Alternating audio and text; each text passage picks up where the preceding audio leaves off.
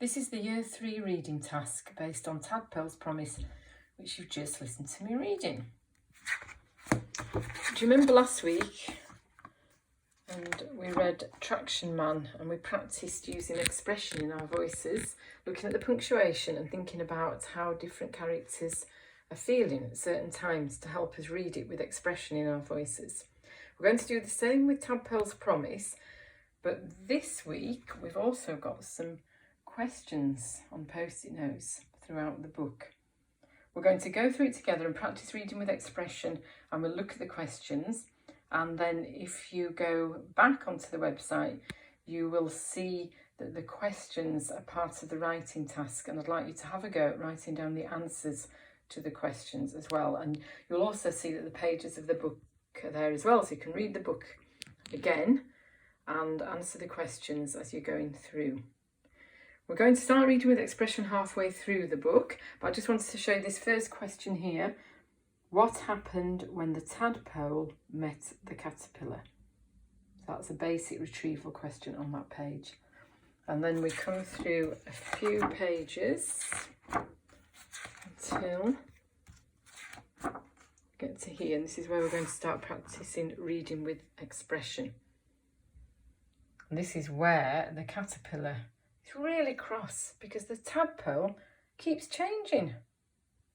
The first question is, why couldn't the tadpole keep his promise? So think about that whilst we're reading it. So remember, the caterpillar is very angry, so we have to say it in an angry voice. Okay, I'll read it first. And all I want is my shiny black pearl.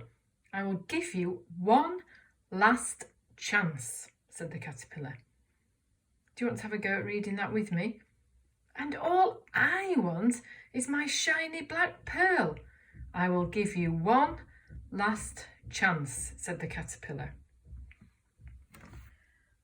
And then the inevitability of the tadpole changing. But as surely as the world changes, the tadpole could not keep his promise. The next time they met, he had no tail. You have a go at that by yourself?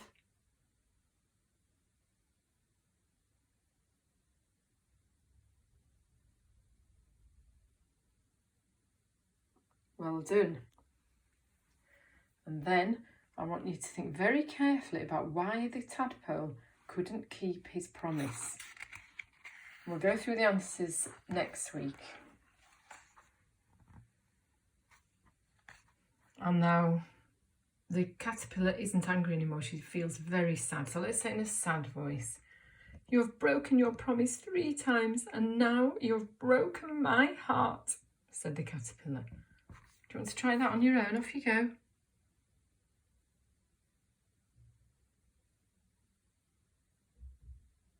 And the tadpole pleads with her. But you're my beautiful rainbow, said the tadpole. Say that with me. But you are my beautiful rainbow, said the tadpole. And then you have to answer that question. Why was the caterpillar's heart broken? I think you know the answer to that. This page, we've got this question. What did caterpillar do when her heart was broken by tadpole? Right, let's have a look up here. And she says this in a cross voice. Yes, but you are not my shiny black pearl. Goodbye. She crawled up the willow branch and cried herself to sleep. You have a go at that on your own.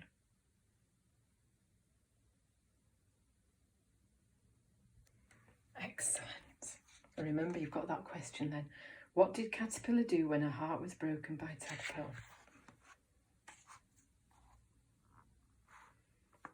And then a little while later, she's changed into a butterfly, hasn't she? And the question is, what did caterpillar decide to do after she had changed into a butterfly? Let's read this together, shall we? Off we go. One warm moonlit night, she woke up.